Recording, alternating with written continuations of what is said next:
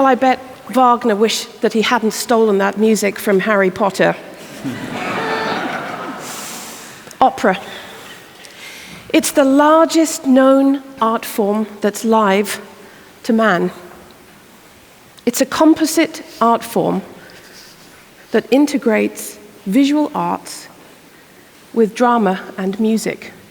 And the emphasis, of course, is on the infinite potential and power of the human voice. My name is Liz Upchurch, and I'm head of the Ensemble Studio at the Canadian Opera Company. There, with my team, we help to develop young artists to become young professional operatic singers, and they are our greatest ambassadors and one of our finest exports. What I'd love to share with you today is the evolution of a teaching philosophy. It's something that we've been working on in the studio for the last few years. There are so many demands in singing, so we thought we would try in one fell swoop to sort of hit it all at the same time. The goal being to integrate the body mechanics of science with the great demands of the artistry that's needed in the operatic voice.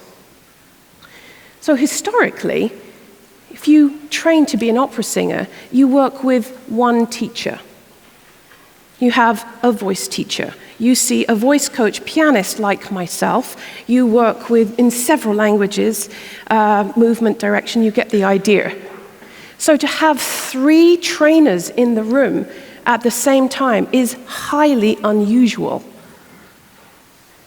But it seems also incredibly important. We think of ourselves as the triple threat.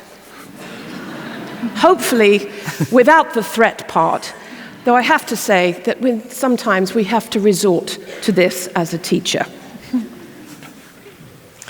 So, the operatic voice, in order for sound to carry without the aid of a microphone, and you can hear I'm heavily microphoned,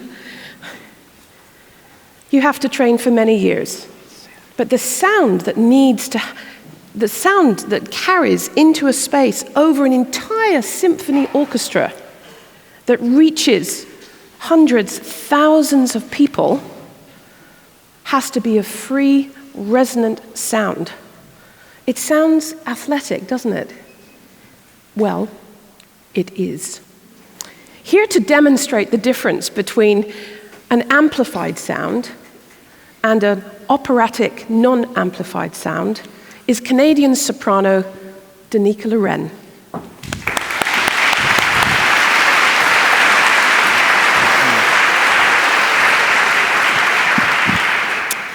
This example is dedicated to one of the finest Canadian divas of our time. Near, far, wherever you are, I believe that my heart does go on.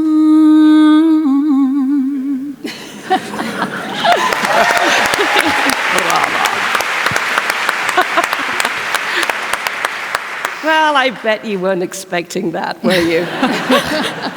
So, to demonstrate the difference without the microphone, we have one of the most famous mothers of all time from the magic flute, the Queen of the Night.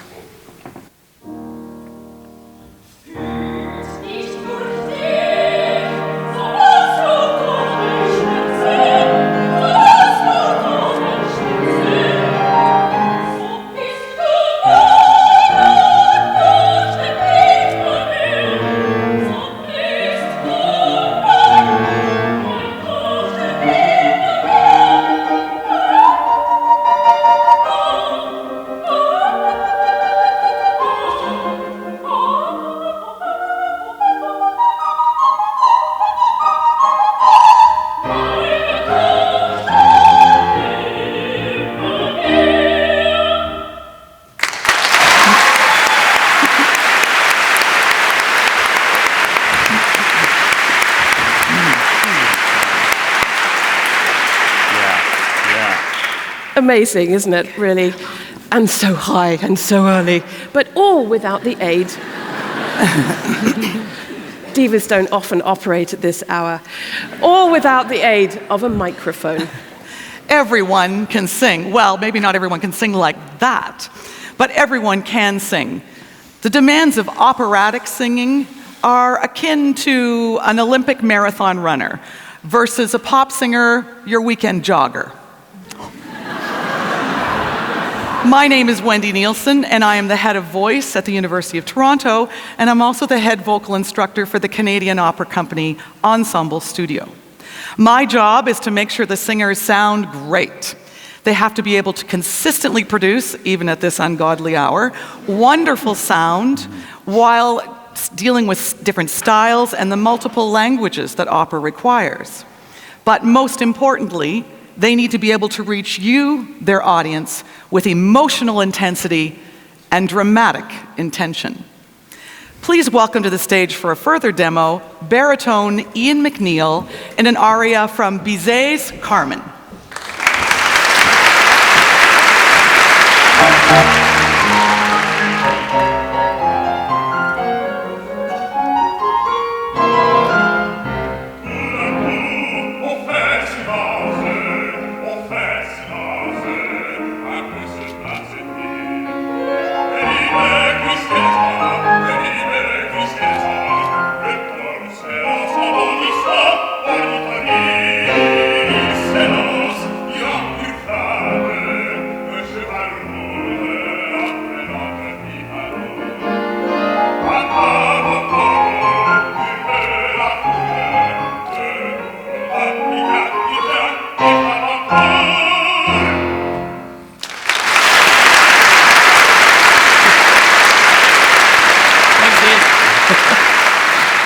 I should just mention, we're all wearing mics mostly for dialogue. Iain certainly doesn't need this microphone for you to hear him all throughout this hall.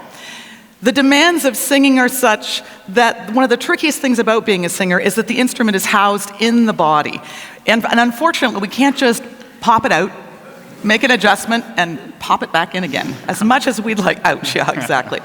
As much as we'd like to do that. So what we do when we train an opera singer is we're doing brain training. There's not a joke in there, believe me. We're doing brain training so that the brain can send the messages to the body, so the body can sequentially perform tasks that support this singing.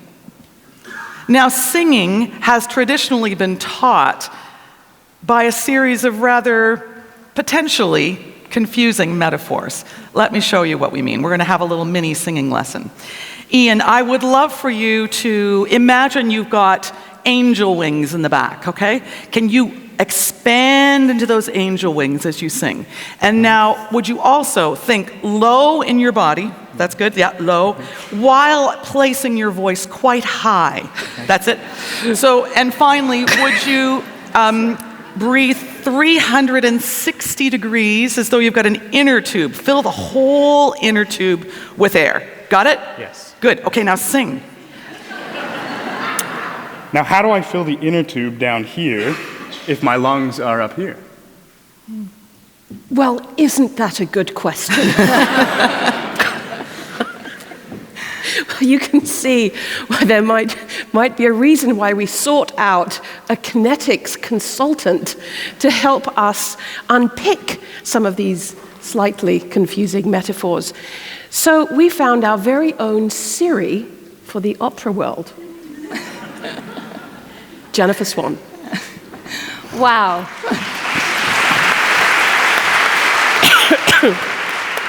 Those cues looked a little bit more like an interpretive modern dance. Not quite as simple as put your hands on your hip and pull your knees in tight like Rocky Horror Picture Show. Yeah, right. But they can be, and ours are. Iain, can you grab me a towel?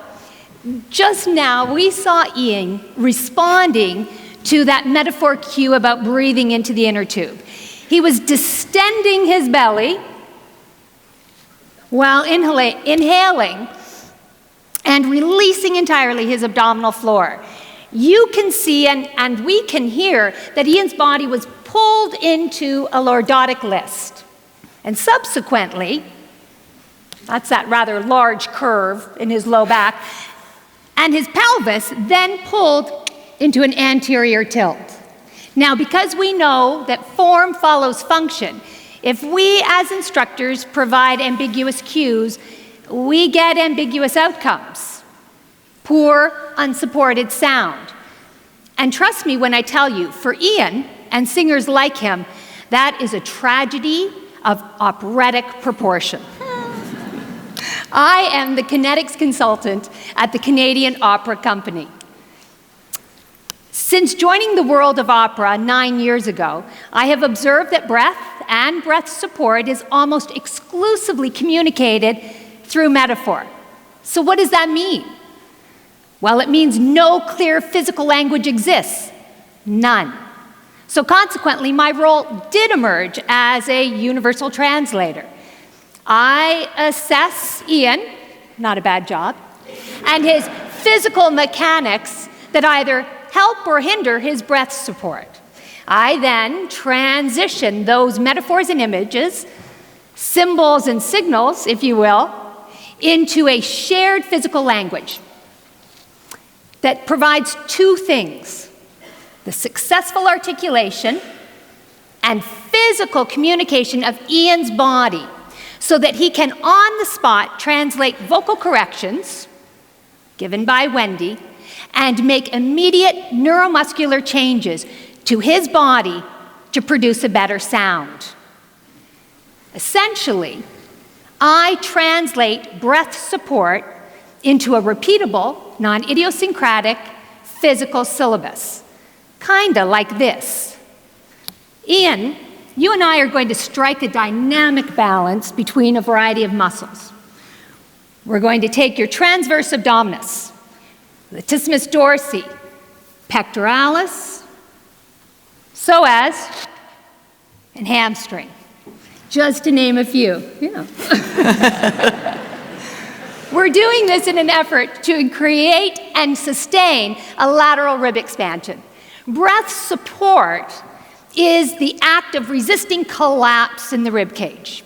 So, if you take that towel, turn your palms to face our colleagues, and I'm going to ask you to shift your weight out of your heel.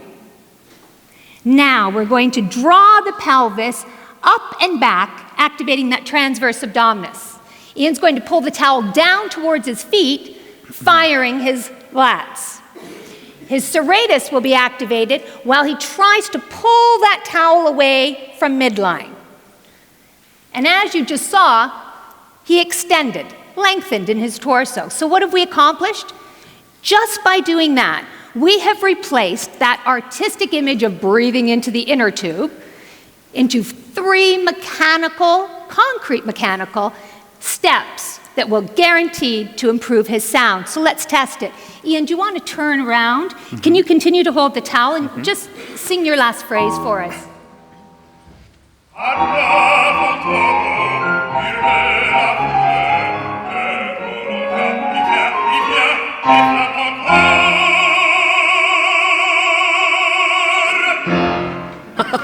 Exactly.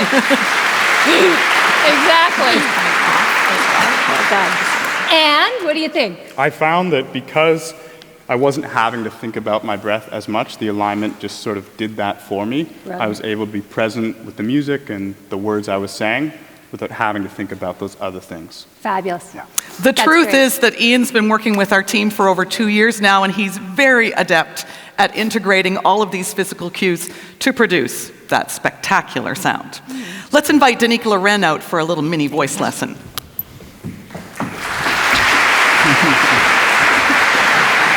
Danika, what are you going to sing for us today? I'd like to sing a section of Puccini's O mio babbino caro. Lovely, thank you.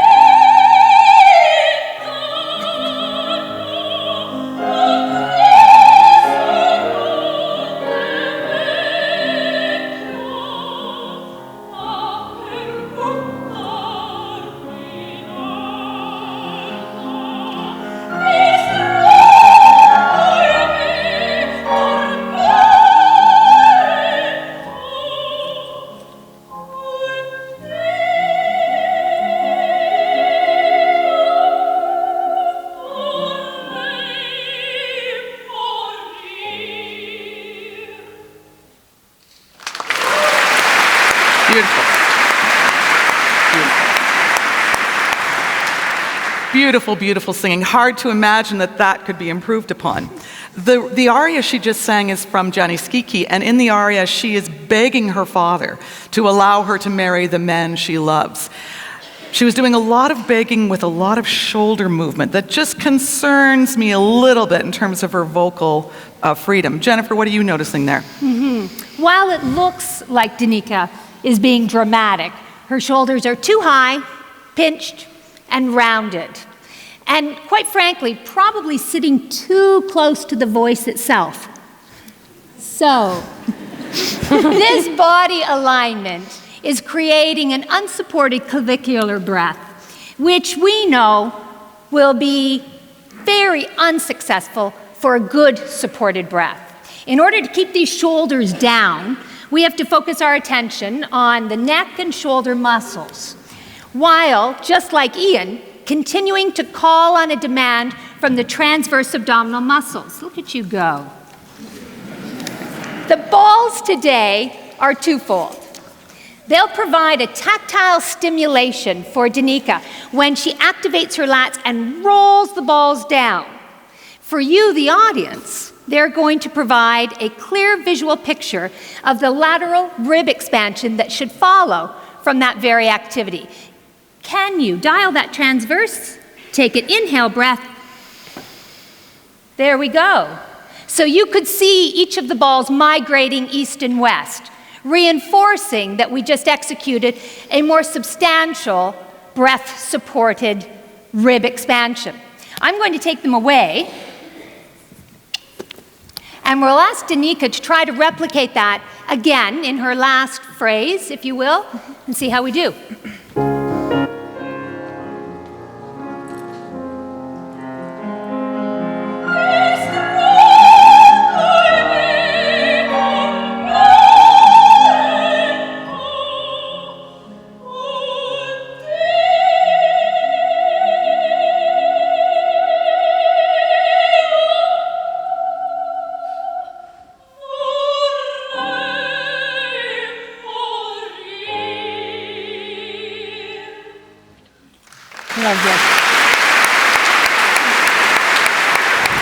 Danika, how was that?